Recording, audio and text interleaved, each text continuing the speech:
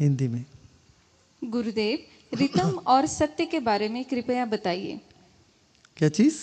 रितम और सत्य के बारे में कृपया बताइए।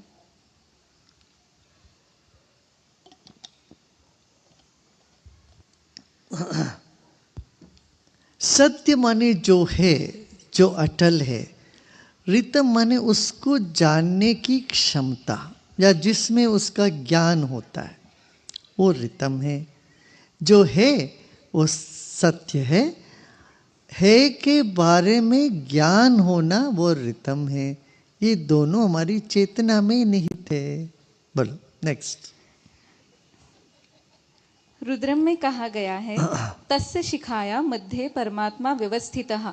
शिखा के मध्य में परमात्मा क्यों स्थित है गुरुदेव, या फिर ये कोई सीक्रेट कोड है? बिल्कुल सीक्रेट कोड है। जब तुम शिखा पे जाओगे, माने शिखर पे जाओगे, तभी परमात्मा का अनुभूति होती है। जब तुम्हारी चेतना, तुम्हारा बुद्धि नीचे के ही चक्रों में फंसा रहता है, तो दुनियादारी की बातें होती है वहां पर। तो वासनाएं सताती है। जब शिखर में जाता है चेतना, शिखा में माने सिर के ऊपर, वो चोटी पर, वो शिखर में जाते जाते हम ये सब काम, क्रोध, मोह, लोभ, इन सब से ऊपर उठ जाते हैं। तब हमको परमात्मा की अनुभूति होती है। वैसे परमात्मा हमेशा है ऊपर, तो वहाँ तक अपना ध्यान को ले जाना है ना। या तो मन नहीं तो छोटी छोटी बातों में बनी रहती है, फंसी फंसी रहती है, तो परमात्मा के होने के बावजूद भी उसकी अनुभूति नहीं होती। यही बात। संसार में रह के भगवान के लिए ज्यादा समय निकालना मुश्किल है, तो ऐसे में क्या करना अरे चाहिए? संसार में ही देखो ना भगवान को। संसार छोड़ के बाद भगवान का क्यों याद करोगे? कहाँ, किस लिए याद करोगे? कहाँ याद करोगे? संसार में रहते हुए भगवान को याद करना है भाई, तभी तो तुम्हारा संसार भी ठीक चले। अब देखो, जब कोई समस्या आती है तो मंदिर जाते हैं, मस्जिद जाते हैं लोग। जब समस्या आती है तो मंदिर चले जाते हैं, घंटी बजाते हैं, पूजा करते हैं, ज्योतिषी के पास चक्कर लगाते हैं, है कि नहीं? तो संसार में सफलता के लिए भी भगवान की जरूरत है। तुम ऐसा मत सोचो संसार छोड़ के फिर भगवान को हम करेंगे। संसार में रहते हुए करो, यही गृहस्थाश्रम की विशेषता है। गुरुदेव, देवी भागवतम में कहा गया है कि पंच प्राण राधा के अधीन है। कृपया इस पर प्रकाश डालिए।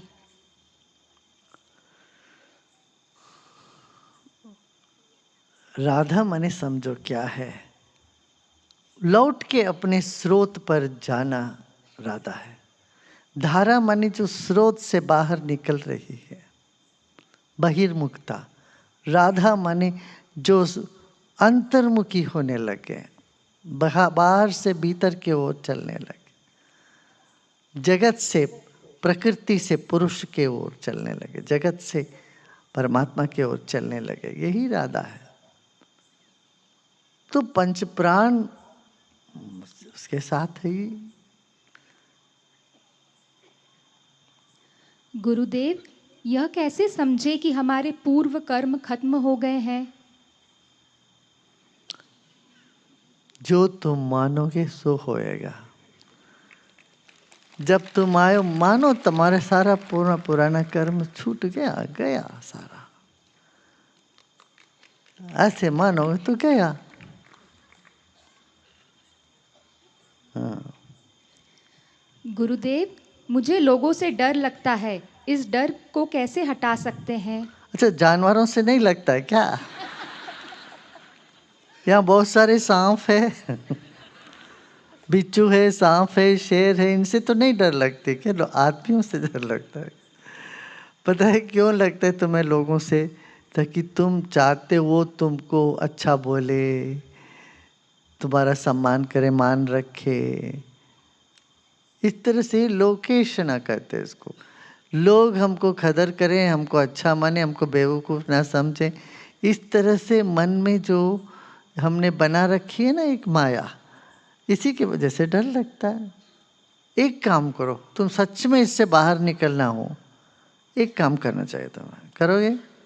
बस 2 घंटे के लिए, ज़्यादा नहीं, 2 घंटे के लिए तुम पागल जैसे बोल,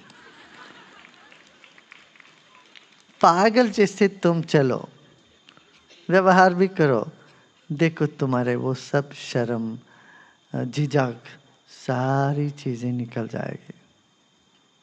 हाँ, फिर फर्क नहीं पड़ता कौन क्या सोचता है तुम्हारे बारे में, है ना? एक और ले लेते हैं। गुरुदेव, मुझे शादी तो करनी है, लेकिन शादी की बात बनते बनते बिगड़ जाती है, मैं क्या करूं? अच्छा, ज़्यादा बात करती हो क्या? चुप रहो, मुंह मत खोलना।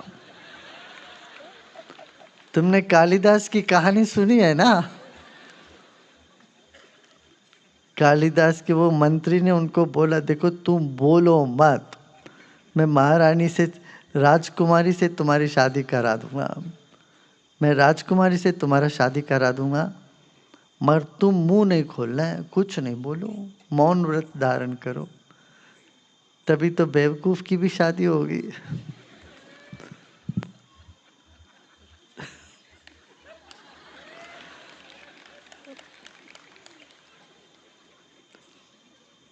मुंह खोलते हो, बोलने लगते हो तो लोगों को डर लग जाते हैं, भाग जाते हैं तुमसे। चुप रहना सीखो, प्रसन्न रहना सीखो। रोता हुआ चेहरा लटका के हुए हमेशा चलते रहे हो तो कौन करेगा भाई शादी? प्रसन्न रहना, हाँ, ये आवश्यक है ना, है कि नहीं? हाँ, कंपैरिजन जो है वो खतरनाक है। तुम्हारा पासवर्ड से ही तुम्हारा फोन खुलता है ना, तुम्हारा फिंगरप्रिंट से तुम्हारा फोन खुलता, किसी और का नहीं। ऐसे दुनिया में ईश्वर ने यहाँ जिनको भी भेजा उनको अनूठा करके भेजा है, तो हर व्यक्ति अनूठे हैं, एवरीवन इज यूनिक।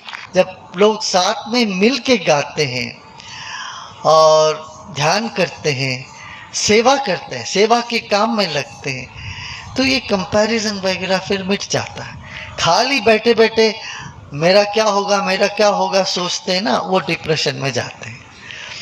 मुझसे क्या कर, मैं क्या कर सकता हूँ ये सोच के चलते हैं ना, वो सुखी रहते हैं। 2 तरह की सुख होता है, एक लेने से मिलने वाला सुख, जब आप बच्चे थे तो आपको कुछ देंगे, कोई त्योहार तोहफा मिलता है, कोई गिफ्ट मिलता है तो बड़ा खुशी हो जाती है।